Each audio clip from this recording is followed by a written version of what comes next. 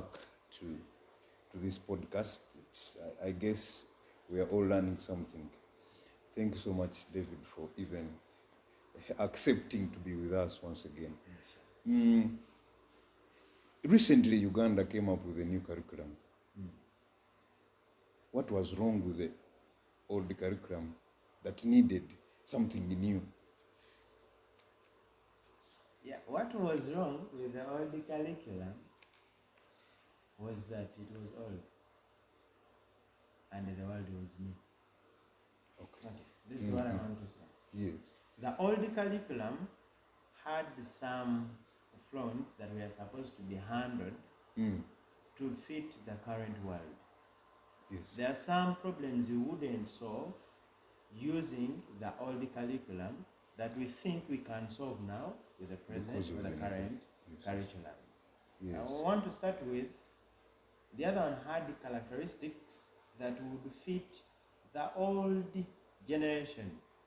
That curriculum was so fitting because if we recall when that curriculum entered into Uganda, it was so fitting because it was just competent enough to train district administrators, to train teachers who can start up the formal education in Uganda. So it was so much fitting that generation. Yes. But now to the current situation, we are not looking for people who can speak English very well, but people who can use English to survive in this world. So it had a number of problems itself, and it couldn't solve the problems that we currently have. For the reason, Uganda came up with what?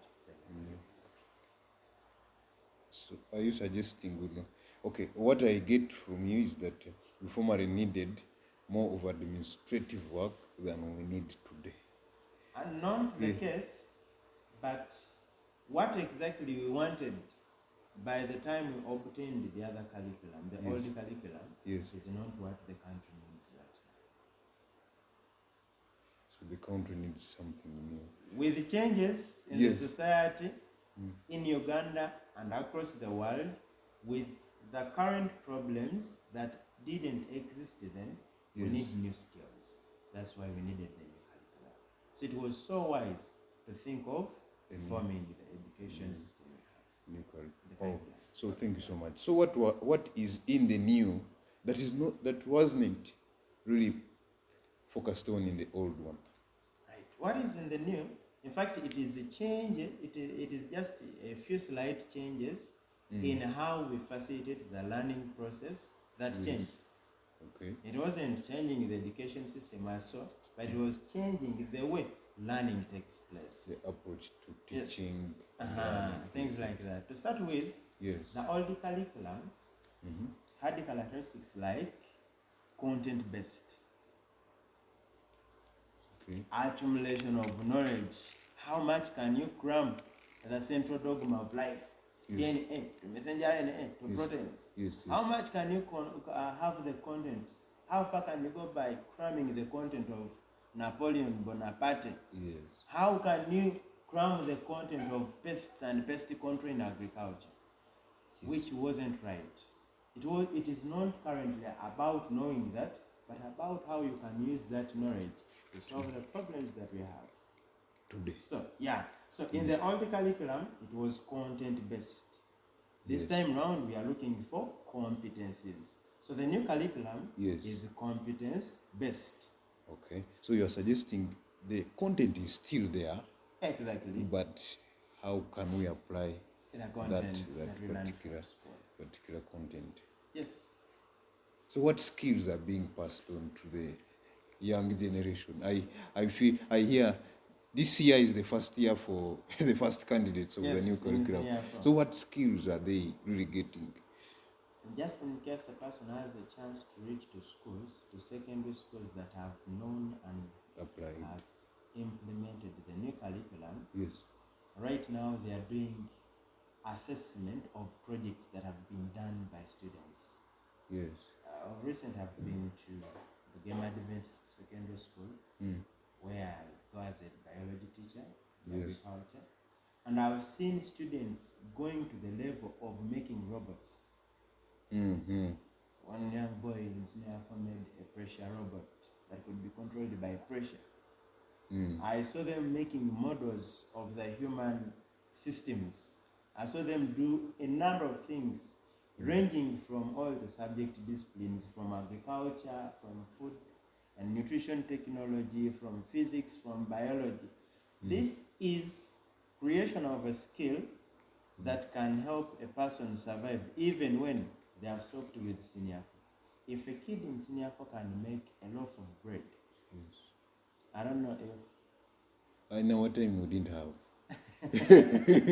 you get that? Yes. So they can make loaves of bread, they can make sandals, they can make shoes, they can make up to robots. And even sail, I think I have seen them try to sail. Exactly. So they make them, and skills do not stop on making them, but they go even up to learning the marketing skills. So he knows from the very first step of making the loaf of bread, from collection of materials to marketing the product such that they can earn a living. So there has been a shift from now limited problem solving skills, and this is creating more providing skills to these students, and have been able to apply knowledge in doing a number of things. And we expect the same shall continue if someone has been able to use the resources in school environment to make that loaf of bread. We want to think that person has ability to do the same even outside the school environment. In their home society. I think it is for the better good of the society and Uganda at large. Should I bring another aspect? It is okay. Right. The old curriculum had another characteristic, that it was teacher-centered. In that, the teacher was the source of knowledge. The teacher was all-knowing. He knows how everything works for him, for his family, for the students before him, and for the family of the students, like we expected in the old curriculum. And it was right by the time the curriculum came. The people who were standing before others to teach knew everything.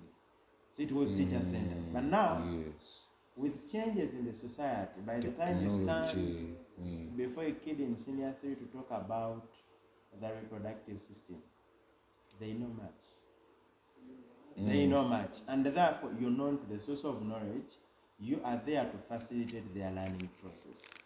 You're there to guide the way they are going to learn from interactions with others, because we want these kids to know that we are in a society where we must work with others together. Cooperation. Cooperation, you get that?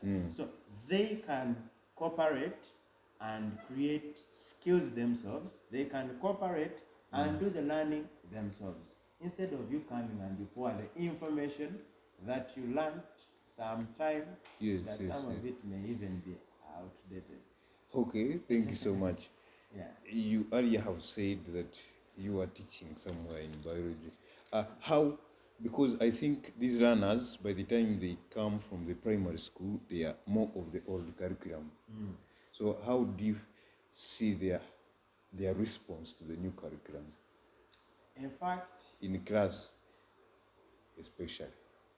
In fact, I want to think we delayed to bring this thing.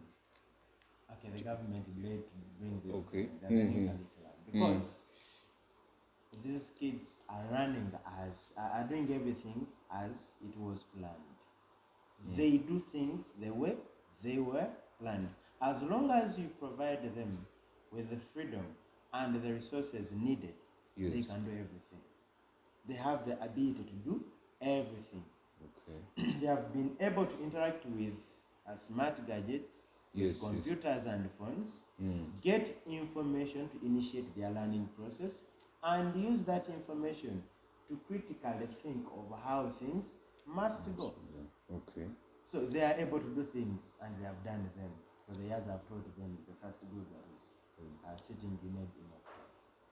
Okay, thank you so much for that. So students are capable of as long as they are provided with resources. Do you think Uganda can afford the new curriculum? Uganda is affording is trying to afford the new curriculum. You know, this curriculum wasn't copied from anywhere and pasted in Uganda. Okay. It has been developed in Uganda. For Ugandans. For Ugandans. Okay. It has been developed using other models in other developed countries Yes. that have used at least some of the components of the curriculum to develop themselves. Yes, yes. So we are picking the best aspects of their curriculum, yes, and bring them to develop the curriculum in Here. Uganda. So it was designed here and it must fit here. Affording the curriculum couldn't be the question. Okay. Sorry for. So what should it be, and what is its answer? But the truth is that the government is trying its level best to make sure that the curriculum can survive. Can survive. For sure, it has found a number of problems. Yes. Ranging from opposition, from a number of stakeholders, including the teachers, yes, to the fact that Uganda is a developing country that has not yet managed to facilitate the new curriculum fully. Okay. Now, I've known, of course, we've called the teachers facilitators of the learning process. Yes, yes, yes. And with increment in what they are supposed to do, yes, because earlier I thought the new curriculum is going to ease the teaching process, but there's a lot to do. Okay. Because this leads a teacher to focus on every single student, know how they are learning, and how they can be helped where they're getting problems. Yes. Because they have their potentials, they have their abilities, they have their powers, but there are some other things that challenge them. So, for a teacher to sit in a population of 300 and have to look at every single student, know how to help them, it costs a lot. Sure. So it cannot be in the Uganda where teachers' pay is still crying. Yes. You get that? Yes, sure, so sure. There's a lot to do. However, the government has tried its level best in the implementation of the new curriculum. Okay. So you are saying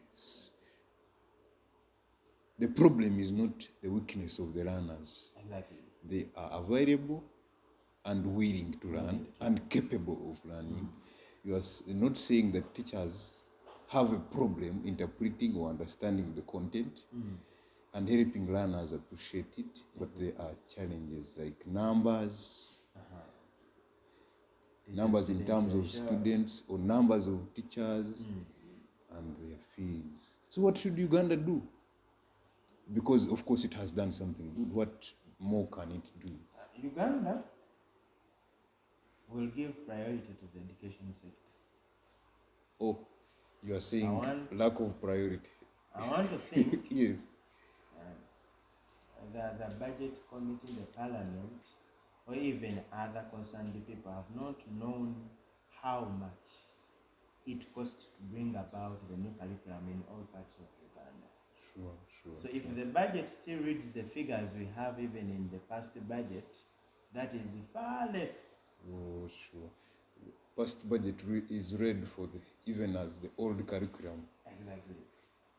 So that is far less to sustain the new curriculum. I want to believe, because I've seen some examples of students from schools in distant places of this country, but it is true that in some societies, this curriculum is coming. Things that we've done in 2024, they will do them after around 2 or 3 years. Sure. Like, for a reason, there's not enough facilitation. There's not enough facilitation. So the issue is, as we are planning for the country, as we are planning for the sectors to run in each financial year, priority should always be given to the education system. I've told you, we will think of other things, but the only way Uganda will always shift from one level to another is valuing our education. Whenever you have education increase, that is how everything is going to increase.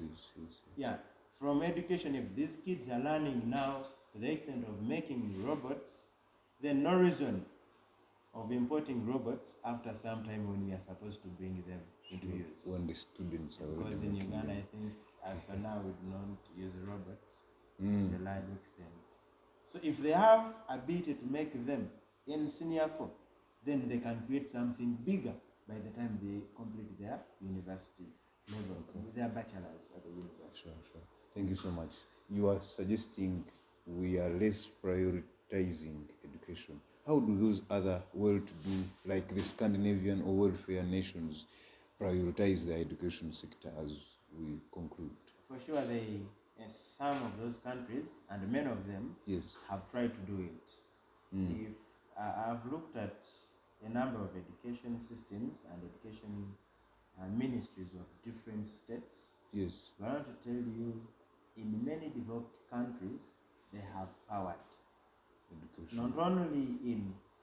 Not only by the way in developed countries, but even other developing countries have tried to do that. To prioritize. They have used their resources. I would use even countries like Libya that have faced a number of challenges, but they still can provide education, free education to all their students.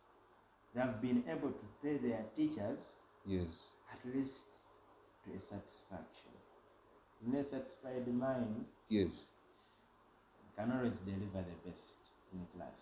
Sure. There's no way you leave your landlord in front of your door and go successfully teaching. So they have tried to look for all possible ways of satisfying the sector, even when satisfaction may not come to the expectation, but the way they have done their things is at least far better than we are doing them here. For example? I would give examples. Okay, I've given you Libya in Africa. And now if you look at what Germany is doing, then it is far better. Education is one of the sectors that are financed on top of other sectors. Okay. Thank you so much for this. So we would want to hear what you would want the student, upcoming student of the new curriculum, coming or the now parent, and even your fellow associate in the education ministry should know about the curriculum or about education in general. Yeah, to everyone, I would request we start with embracing the new curriculum. Itself is just good.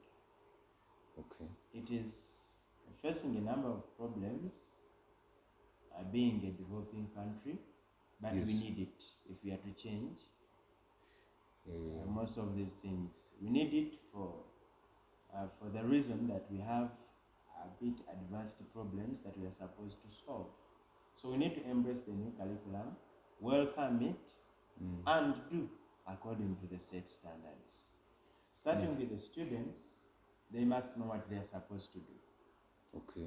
They must know what they are supposed to do, because this one at least is learner-centered. Yes. The learner must be able, in fact, this one has shifted even from the examinations, packing them with the number of examinations, right? Yes. Why are you failing this? You can. This one is bringing a continuous assessment, form of assessment, continuous from whatever learner is doing. In fact, learning itself is assessment. So whatever learner does in class is assessed at that particular moment of time. So the learner should know what they are supposed to do when they're inside the classrooms and even outside the classroom. Then to the teachers, at least with a number of seminars organized, they have been able to know much about this curriculum. However, they have failed to accomplish some of those things, because I'm there, for reasons, and most of them originating from the financial facilitation. Okay. But since we choose the profession Sacrifice. that has to offer much of service, then we are supposed to continue crying to the government to look into. They have tried it with the science teachers. The pay is increased, but this needs to come as a cross-cutting issue, not only in science but also in arts. Yes. And we shouldn't even feel confident that that increase was just satisfying.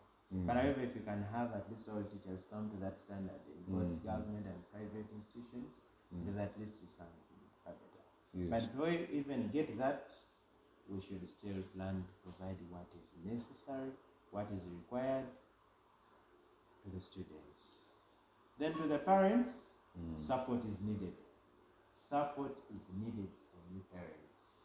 The truth is that schools may not be able to manage everything, ranging from the resources that are needed in carrying out practical work, because development of skills, for example, in sciences, will always include a lot of experimentation. Yes. So the school may not be able to provide for all that.